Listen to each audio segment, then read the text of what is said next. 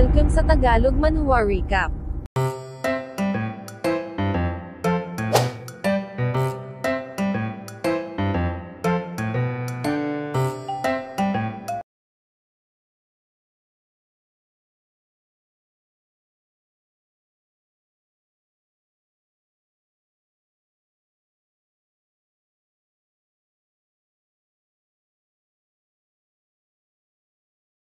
Sa rooftop ng isang building ay binasag ni Chen Fan ang isang bote ng alak, nagsabing ang kanyang ina ay namatay ng walang dahilan, habang si Xiao Qiong naman ay ikakasal na sa bastard na yun.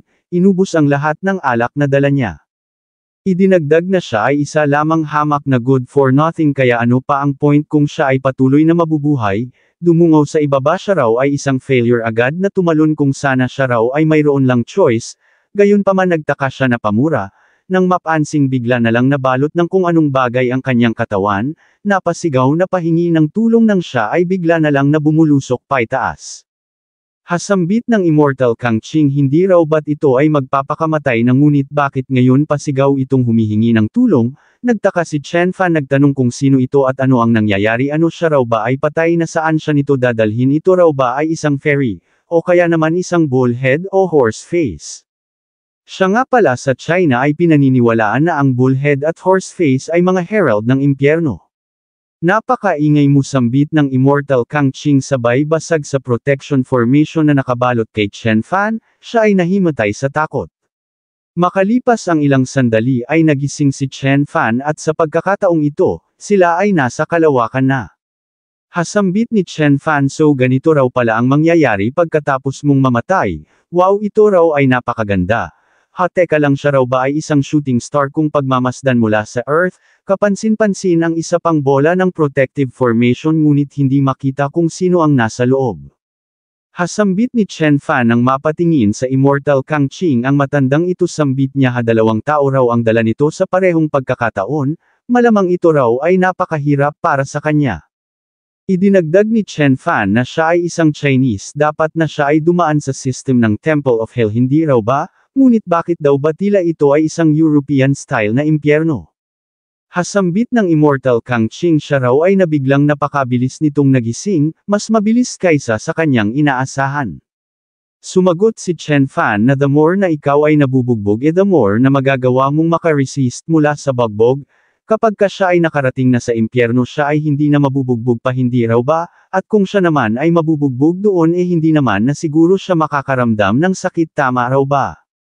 Sumagot ang Immortal Kang Ching na gusto niyang itama ang 2 points ng perception nito. Una, ito ay hindi papatay, at pangalawa, ang pupuntahan nila ay hindi ang impyerno.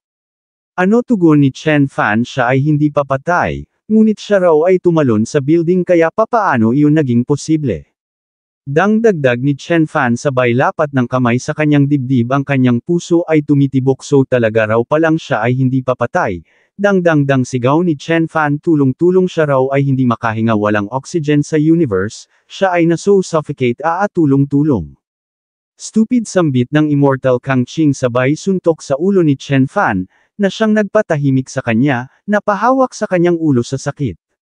Sinabi ng Immortal Kang Ching na kung hindi lang dahil sa fact na ito ay tainted ng breath ng Child of Opportunity hindi na siya magbabother pang dalhin ito. At pangalawa, ang lugar na pupuntahan nila ay mas malala pa kaysa sa impyerno.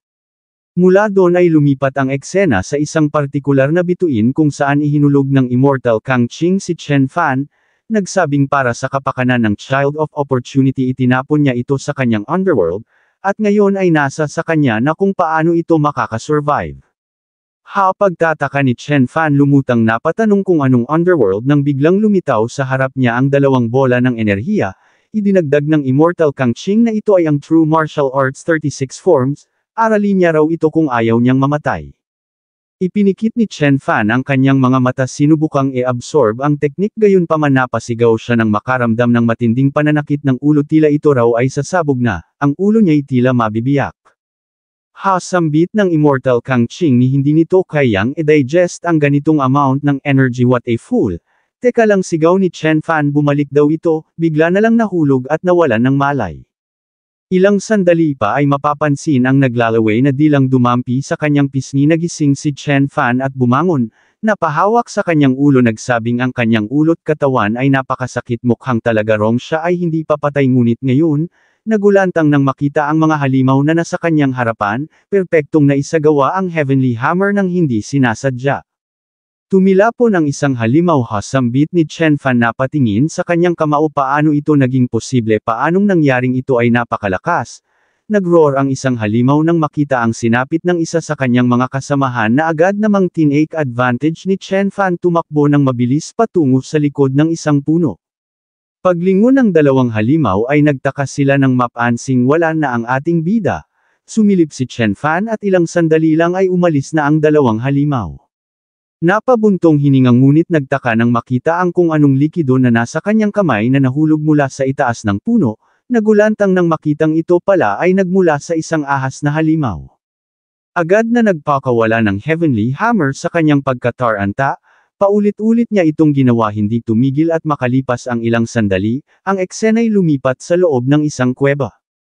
Hahahatawa ni Chen Fan malamang siya ay ligtas na sa lugar na ito sa ngayon, hasambit niya teka lang lumingon sa kaliwa lumingon sa kanan lumingon-lingon sa buong paligid. Great mukhang wala rong oso ritong balot ng apoy ang katawan na nakaangat na ang mga paa at naghahanda ng kumalmat sa kanya.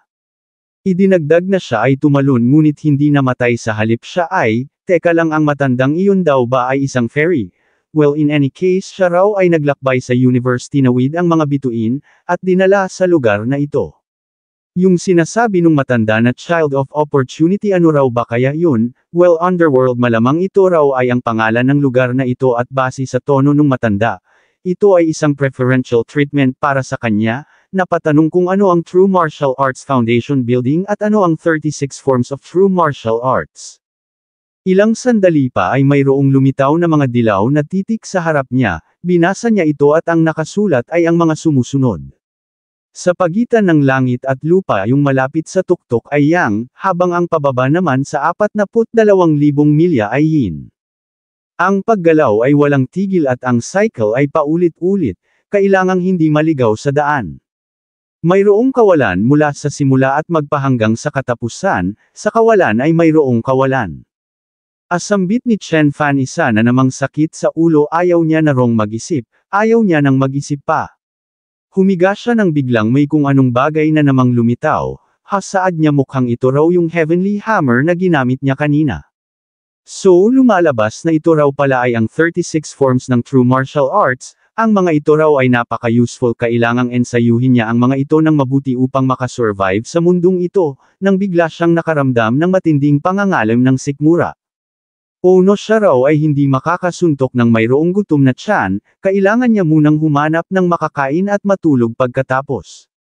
Thus naglakad na nga palabas ng kuweba si Chen Fan mas maiging siya raw ay hindi na mag-isip pa ng karne sa tingin niya ang mga prutas ay ayos na ang mga ito raw ay magandang pang-supplement sa glucose. Ilang sandali pa ay may natagpuan siyang dalawang bagay ang isa ay mukharong isang wild fruit habang ang isa naman ay kabute. Hadagdag niya umano'y nung makita niya ito hindi siya nag-aalala ngunit ngayon tila natatakot na siyang kainin ang mga ito, hindi raw ba kaya na ang pulang wild fruit na ito ay nakakalason. Habang ang kabute na ito raw ay mukha lang ordinary ngunit tiyak na siya ay raratay pagkatapos niya itong kainin, nang biglang nagreklamo na naman ang kanyang tiyan. Forget it siya raw ay mamamatay na rito sa gutom iyon ay walang pinagkaiba sa romatay. Isa pa siya ay tumalo na sa isang building kaya bakit naman siya matatakot sa isang hamak lang na food poisoning. Nagsimulang pumapak, gayunpaman nang malapit niya na itong maubos, nakaramdam siya ng matinding pananakit ng tiyan pagkahilot panghihina, damit mukhang talaga raw palang ito ay mayroong lason gum ulong-gulong sa lupa, hanggang sa siya ay nawalan ng malay.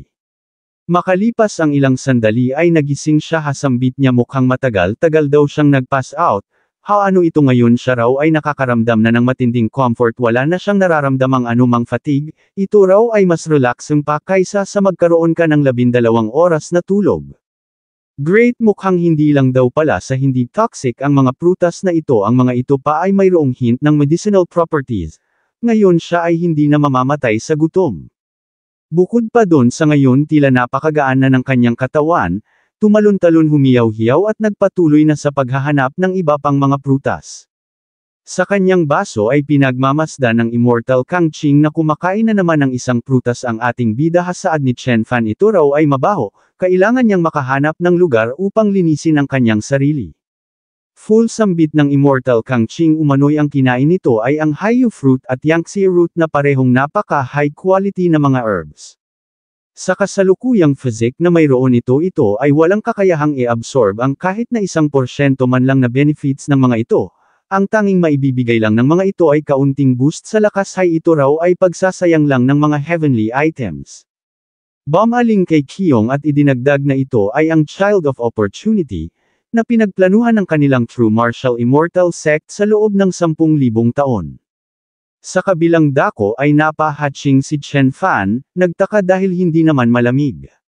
Idinagdag na mukhang walang gabi sa underworld na ito at ang temperature ay napaka-comfortable. Walang hangin, walang ulan. Ito raw ay tila isang tropical forest. Ngunit ang species ng mga hayop at halaman dito ay ibang-iba kumpara sa Earth. Sa madaling salita, ang lugar na ito ay katulad lang sa Earth ngunit hindi gaanong katulad. Since mukhang hindi niya pa oras upang mamatay, kailangan niyang magkaroon ng maayos na buhay sa hinaharap. Kapag natapos niya ng aralin ang lahat ng teknik sa kapangyarihan na mapapa sa kanyang kamay, maaari niya nang makuha pabalik si Xiao Qiong mula sa bastard na iyon at may paghihiganti ang pagkamatay ng kanyang ina. Mula doon ay nilabanan ni Chen Fan ang mga halimaw, nagpatuloy sa paghahanap ng makakain, nag-cultivate, hanggang sa mayroon na rin siyang nakalabang tao.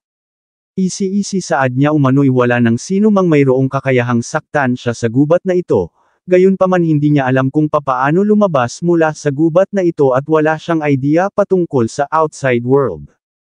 Ang underworld daw ba ay ang gubat na ito o ito ay isa lamang realm? Hindi niya raw alam kung anong petsa na ang tanging ginagawa niya lang dito ay ang himatain, matulog, kumain at makipaglaban. Idinagdag na ang mga bagay na ito ay hindi na nagbibigay pa sa kanya ng sakit ng ulo, ngunit may bago na naman siyang dilema, hindi niya maintindihan.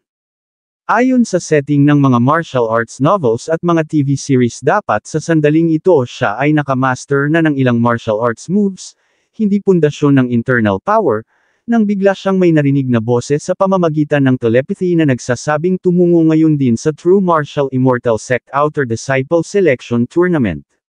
Nagtaka si Chen Fan, napatanong kung kaninong boses ito. True Martial Immortal Sect, Outer Disciples at Selection Tournament, naiintindihan niya raw ang mga ito ngunit ito'y hindi niya naiintindihan ng lubusan.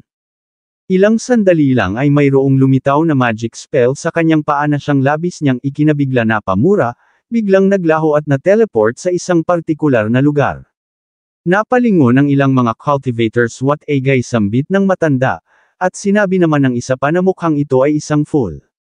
Napatanong ang iba kung bakit napakarumi nito, habang sinabi naman ng iba na malamang ito ay isa lamang cannon fodder. Hahaha, sambit ni Chen Fan, sabay tayo umano'y ito raw ay para lamang sa show effects. Idinagdag sa kanyang isip na siya ay mayroong milyong katanungan ngunit mukhang hindi niya maitatanong ang lahat ng ito at isa pa, mukhang wala siyang mapagtatanungan. Tahimik sambit ng clone ni Elder Liuer at nagsabing ang selection tournament ay magsisimula na. Umano'y ayon sa order ng entry patungo sa outer small world ng mga elders upang mag-practice bago at pagkatapos ng field, ang mayroong pinakamababang oras ay ang siyang unang makakapasok.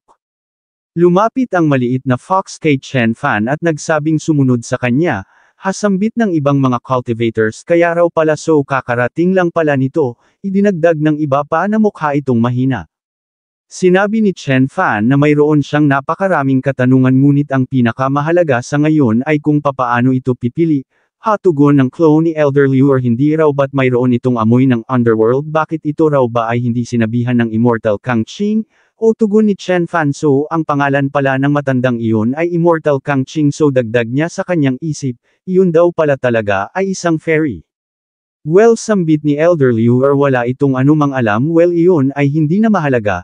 Talagang ganito ang style ng matandang iyon. Idinagdag na ang selection method ay simple lang, ang sino mang makakasurvive hanggang sa dulo, ay ang magiging outer disciple ng kanilang True Martial Immortal Sect. Hasambit ni Chen Fan makakasurvive hanggang sa dulo, nagtanong kung gaano karaming tao ang kailangang makasurvive. Sumagot si Elder Liu na isa grabe sambit ni Chen Fan napakaraming tao rito ngunit isa lang ang kailangang makasurvive so ang ibig sabihin daw ba nito ang ibang narito ay, hey look sambit ng ilang cultivator tiyak na ang idiot daw na ito ay mamamatay, at sinabi naman ng iba pa na sa tingin nila hindi pa ito nakakapatay ng tao kailanman. Well saad ni Chen Fan nagtanong sa Elder kung maaari bang sa susunod na lang siya sumali ayos lang daw ba yun. Ngunit sumagot lang si Elder Liu na ang True Martial Immortal Sect ay hindi nangangailangan ng mga weaklings kaya kung ayaw nitong mag-participate, maaari niya naman itong patayin dito ngayon mismo ngayon din. Tugon ni Chen Fan kung ganon sasali siya raw ay sasali kung ganon. Tumungo na sila sa isang pinto makasurvive hanggang sa dulo paulit-ulit na sambit ni Chen Fan mayroon lang isang spot kailangan niyang pumatay. Hasambit ni Elder Liu since ito raw ay hindi sinabihan ng kahit na ano ng Immortal Kang Ching bibigyan niya ito ng isang paalala, upang mabuhay gawin nito ang kahit na ano. Na-teleport si Chen Fan sa isang lugar na umuulan ng niebe, grabe napakalamig daw dito. Napatanong kung siya ba ay magtatago sa gubat ngunit tiyak na maraming mga strange na halimaw doon kagaya sa Underworld, mayroong bahay doon mayroon kayang tao, mainit ba sa loob mayroon bang mga supplies, o baka naman mga trap ang nag-aabang doon. Ngayon saan siya pupunta, nang biglang mayroong nagbukas na dalawang teleportation array sa harap niya ito raw ay sign na mayroong darating ano ang gagawin niya saan siya pupunta upang magtago, naalala niya ang sinabi ni Elder Liu kailangan niyang gawin ang kahit na ano upang makasurvive. Naunang lumabas yung matandang cultivator so saad niya so nagtago yung brat na yun ang akala niya tatanga-tanga lang ito rito na parang tanga. Well kung ganun hahayaan niya na muna iyong mabuhay sa ngayon nang biglang mayroong kamaong tumagos sa kanyang katawan. Napaluhod na wala ng napakaraming dugo, ito ay hindi maaari sambit niya dahan-daang bumagsak. Hasambit ni Chen Fan nakapatay siya talagang nakapatay siya, napasuka sa harap ng matanda. Tama-tama Chen Fan nagawa niya lang ito dahil ito ay ang rules, upang mabuhay kailangan niyang pumatay. Tumayo at idinagdag na upang makaalis sa seleksyon na ito upang makabalik sa Earth balang araw upang maipaghiganti ang kanyang ina para kay Xiao Qiong at upang patuloy na mabuhay, tinapos niya ang matanda't mapapansing suot niya na ngayon ang damit nito habang ang damit niya naman ay nasa matanda na. Sa isang teleportation array ay lumabas ang isang babaeng cultivator nagmasid sa paligid, natuon ang atensyon sa walang buhay na individual. Hasaad niya ang outfit na ito, talaga palang ito ay isa lamang cannon fodder mukhang ito raw ay tumaanga-tangalang pagdating niya rito, at minaso ng sumunod na cultivator. Gayunpaman nabigla siya nang may mapansin siya teka lang hindi, so lumalabas na ang tao raw pala na iyon ay hindi isang full kundi napakagaspang at nag-iwan ng napakaraming openings, kung ganon aabutan niya ito ng kamay at gagawa ng magandang karma sa bycast ng spell sa magkabilang kamay isang malaking pagsabog ang naganap. Hasaad niya iyon daw ay perfect, habang sa kabilang dako naman ay napasabi si Chen Fan na so far siya ay hindi pa nakaka-encounter ng anumang panganib at ang malamig na hangin sa gubat na ito ay hindi ganoon kalakas kaya kaya niya pang mag-hold out sa ngayon. Nagpatuloy sa paglalakad ilang sandali pa ay napasabi sa kanyang sariling ang Chen Fan na ito ay hindi natatakot sa kamatayan ang Chen Fan na ito ay nangangahas na pumatay ng mga tao, siya ay hindi iiyak siya ay magtatagumpay ngunit ilang sandali lang ay napahingi ng tulong sa kanyang ina. Nang bigla siyang nakarinig ng isang sigaw, akilhim sigaw ng isa sinabi ng isa na ang mga ito ay manloloko, ngunit siya ay tinawag lang na bitch ng isa pa. Bitch sambit ng isa ito raw ay nagsinungaling sa kanya ito ay nagsinungaling sa kanya, ngunit sinabi lang ng babae na tandaan nito sa kanyang next life na ito ay hindi maaaring agad na magkagusto sa isang babae dahil lang sa looks nito umatake ang kalbo, idinugtong na kailangan din itong i-consider ang kanyang sariling itsura. Pinulot ng babae ang isang box na nasa lupa excellent ito raw ay isang payuan pill. Of course sambit ng kalbo sabay agaw siya na raw ang magtatago sa bagay na ito. Sambit ng babae, oo syempre. Mula doon ay iniwan na nila yung lalaki ng walang buhay sumilip si Chen Fan sa isang bato malamang ang mga iyon ay umalis na, hindi siya maaaring magtago rito at siya rin naman ay mamamatay din sa gutom kahit na hindi pa siya mapatay ng mga ito. Lumapit sa bangkay ng lalaki na stress hindi siya raw ay hindi magiging katulad nito ayaw niyang sapitin ang sinapit nito. Nagsimulang humakbang paalis idinagdag sa kanyang isip na ang mga iyon ay mukhang hindi naman nilalamig. Maybe iyon daw ay parte ng mga method na hindi niya naiintindihan, kailangan niyang matutunan ang method na iyon upang siya ay makasurvive. Gayunpaman paano siya makakakita ng makakapagturo sa kanya, tiyak na siya ay agad na magkakapira-piraso kapag mayroong ibang nakakita sa kanya. Teka lang yung box kanina isang pick grade pill daw ba ang laman nun, lumalabas na mukhang ang taong iyon ay umaasa lang sa fortune ng kanyang family sinubukang i-pick up ang babaeng iyon ngunit siya ay niloko ng iba, inubos ang kanyang value at naging isang piraso na lang ng ham ngayon. Teka lang piraso ng ham, hihihi siya raw ay napakatalino, kung ganun kailangan niyang pumatay ng ibang tao at mag-ipon ng ilang mga property, na siyang gagawin niyang kapalit upang makuha ang interest ng iba. Ang kayumangging kabute na ito ay napakalala kung ikukumpara sa mga nandon sa underworld gayunpaman ito rin ay ayos na kaysa sa wala, come on Chen Fan kailangan niyang magpatuloy sa pagpatay. Nakakita siya ng isa agad na inatake, kinuha ang mga pag-aari, at pagkatapos, ipinagpatuloy niya ang parehong paraan at makalipas ang ilang sandali, sa loob ng isang kuweba ay mapapansing marami na siyang naipong mga treasures, nang bigla siyang nakarinig ng mga boses mula sa labas.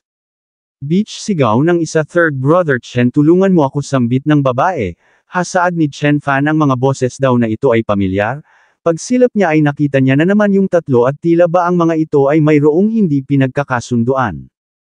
Third brother Chen sambit ng babae umano'y ayaw na ibigay ng kalbong ito ang P1 pill kay second brother Chen na ngayon ay mayroong matinding injury, kaya ang kalbo na ito ay nagsinungaling na yung P1 pill ay nawala. Beach sigaw ng kalbo napaka-obvious daw na ninakaw nito ang pill kaya ngayon sabihin nito sa kanya, saan nito itinago ang mga pill. At ikaw namang bastard ka isa ka pa insekto ka ang pangahas naman daw nitong backstab siya, ngunit sinabi lang ng isa na gusto niya lang namang malaman kung nasaan ang mga pills na makakapagligtas sa kanyang brother at isa pa hindi raw ba't sa simula pa lang ay nagkasundo na sila ay sama-samang aakyat at magli-level up. Iyon ay hindi totoo sabat ng babae umano'y gusto lang ng kalbong itong gamitin silang magkapatid at pagkatapos ng lahat ay sisipain palabas. Ni siyang araw ay inutusan ng kalbong itong akitin silang magkapatid upang sila ay maglaban-laban sa isa't isa, at ito ay magkakaroon ng pagkakataong i-dispatch sila. O ganoon ba sambit ng isa tinanong ang kalbo kung totoo ba ang sinasabi nito, ngunit sumagot lang ang kalbo na ito ay naniniwala na sa kanyang puso kaya bakit nagtatanong pa ito hindi na siya magsasalita pa ng nonsense sa isang idiot, come on bring it on. At ikaw naman dagdag ng kalbo sabay turo sa babae ito raw ay mamamatay, third brother lapit ng babae umano'y ito na lang ang makakapagligtas sa kanya pakiusap tulungan siya nito, good sambit ng lalaki sabay sugod gusto niya rong ipaghiganti ang kanyang brother, at gusto niyang protektahan si Panner. Idiot sambit ni Chen Fan sa isang sulok ano hindi raw ba nito nakikitang sila ay pinagtatawanan lang ng babaeng ito. Ngunit well maybe maaaring ito raw ay isang tsansa para sa kanya tumilapon ang lalaki, pagbagsak ay dahan-daang nawala ng malay. You little bitch sambit ng kalbo turn na raw nito, nang biglang lumitaw si Chen Fan sa likod niya naghahandang umatake gamit ang Heavenly Hammer, sabog ang kalbong ulo ng kalbo. Napasigaw kuno si Miss Pan ngunit sinabi lang ni Chen Fan na tumigil na ito sa pagpapanggap dahil hindi lang sa ito ay hindi natatakot, kung siya ay na-delay ng kahit na isang step man lang itiyak na ito na mismo ang tumapos sa kalbong ito. Hasambit ni Miss Fan ang teknik na ito so lumalabas na mukhang ito yung headshot killer na nagtatago sa Snowy Forest. Hatugon ni Chen Fan headshot killer umano'y ang bansag na ito ay medyo dumb. So sambit ni Miss Fan so talagang ito pala, hindi niya raw ini-expect na ito ay napakabilis na mag-i-improve, o hindi naman kaya ito ay nagpapanggap lang na duwag dati.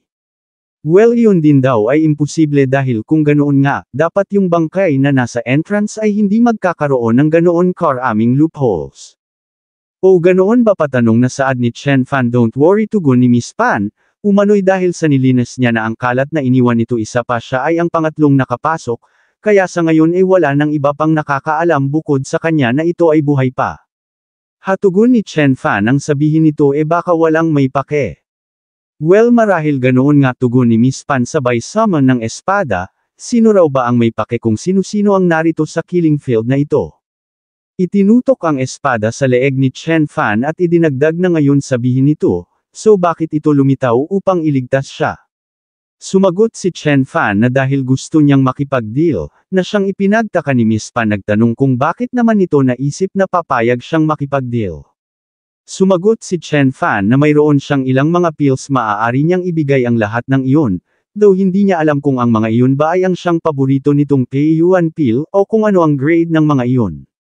Sambit ni Miss Pan so gusto nitong ibigay ang mga pills sa kanya, kung ganun ano ang kondisyon nito.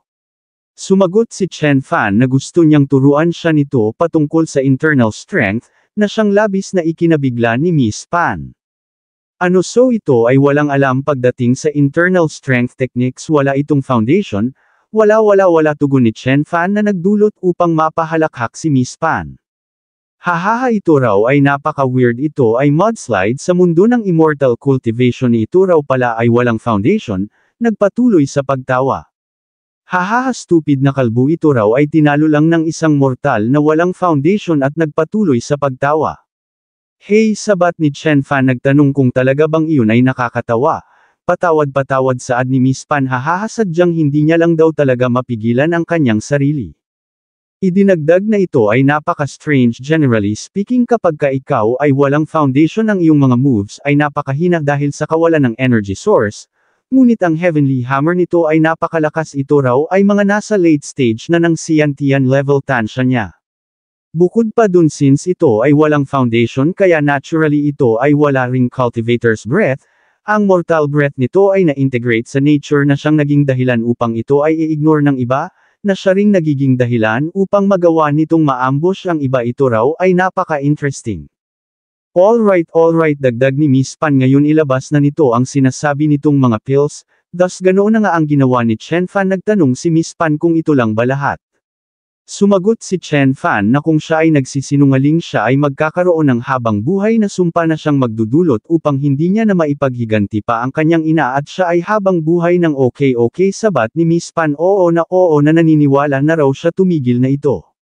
Idinagdag na tiyak na pagkatapos nitong banggitin ang sumpa ito ay magkukwento patungkol sa kanyang miserableng buhay siya raw ay walang interest patungkol sa bagay na iyon.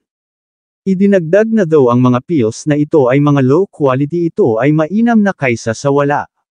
Hasambit ni Chen Fan ano hindi raw ba nito sasabihin sa kanya kung para saan ang mga pills na ito, ngunit hinablat lang ito ni Miss Pan at nagsabing ang content ng kanilang deal ay patungkol lang sa internal strength techniques walang kinalaman ang knowledge patungkol sa mga pills. Gayunpaman wag itong mag-alala dahil habang pataas ng pataas ang realm nito ang knowledge nito patungkol sa lahat ng aspeto ay tataas din, later maiintindihan din nito ang lahat. Alright bilis magsimula na raw sila, mag-meditate ito kasama niya at makinig sa kanyang interpretation. Thus ganoon na nga ang ginawa nila at makalipas lang ang ilang minuto, hindi makapaniwala si Miss Pan sa kanyang nasaksihan. Ano ito ay nagtagumpay na makabuo ng foundation sa loob lang ng 3 minuto paano ito naging posible, bukod pa dun ngayon ito ay rekta ng nag-a-advance patungo sa late stage ng Xiantian paano ito naging posible. Hindi marahil baka ito raw ay ang tunay na siya otherwise ang Heavenly Hammer nito ay hindi magmi-make sense ano nagising niya raw ba ang isang halimaw, o no ito raw ay magbi-breakthrough ang movement na ito ay hindi maliit, tiyak na ito ay makaka-attract sa atensyon ng iba.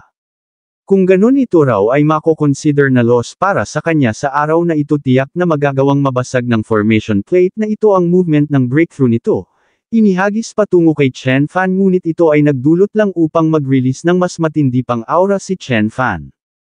Hey sigaw ni Miss Pan wag daw itong magmadali ang foundation nito ay hindi pa stable magkakaproblema lang ito, hindi sambit ni Chen Fan sa kanyang isip kailangan niya rong maging malakas sa lalong madaling panahon gusto niyang makasurvive gusto niyang makakuha pa ng dagdag na kapangyarihan, hindi siya maaaring maghintay ng matagal bumulusok ang matinding energy, hudyat na siya ay tuluyan ng nag-breakthrough. Ano sambit ni Miss Pan 3 minuto lang para sa pag-build ng foundation at 5 minuto lang upang maabot ang Jindan level anong uri ng halimaw ito, so sambit ni Chen Fan so ito raw pala ang Jindan. Ang tunog ng pagbagsak ng nyebe ang pagbuga ng malamig na hangin ang malayo ngunit malinaw na tunog ng mga yapak ang halimuyak ng mga pills na iyon, Ito raw ay amazing, ito ay napaka-amazing, mukhang ang immortal cultivation daw pala ay great, maraming salamat sa ad niya kay Miss Pan. Well, tugon ni Miss Pan, iyon daw ay baliwala, ito ay parte ng kanilang deal, nang biglang mayroong mga dumating na mga cultivators. Here it is, sambit ng isa, sinabi ng isa na hindi niya alam kung alin dito ang babae ba o ang lalaki. Ngunit sinabi lang ng isa na kahit na sino pa man sa mga ito patayin na nila ito bago pa man ito mas stable ang Jindan level. Oo, tugon ng isa, sabay-sabay na umatake ang lahat, unahin daw nila ang lalaki. Bumaling si Chen Fan, pumikit ay si saad niya, so ito raw pala ang chi ng mga cultivators, muling ginamit ang Heavenly Hammer at sa isang suntok lang, ang lahat ng mga cultivators ay nabura. Natigilan si Miss Pan, cool, sambit ni Chen Fan, sa kapangyarihang kanyang tinataglay ngayon, magagawa niya ng maparusahan si Shen Junwen at ang ama nito.